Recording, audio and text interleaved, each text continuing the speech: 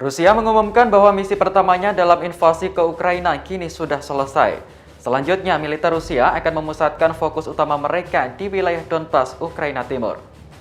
Hal ini disampaikan Kepala Direktorat Operasional Utama Staf Umum Angkatan Bersenjata Rusia, Sergei Rutskoy. Rutskoy mengatakan sejauh ini kekuatan tempur militer Ukraina sudah berkurang signifikan. Maka dari itu, Rusia akan fokus ke wilayah timur untuk membebaskan wilayah Donbas.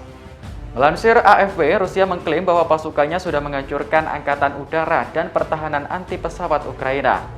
Dalam pidatonya, Rutskoy mengatakan bahwa tentara Rusia sebenarnya tidak merencanakan untuk menyerang di kota-kota. Bahkan pihaknya mengklaim sudah mencegah kehancuran dan kerugian untuk warga sipil. Meski sekarang berfokus pada pembebasan Donbas, Rutskoy menegaskan bahwa tugas militer Rusia di kota-kota tidak dikesampingkan.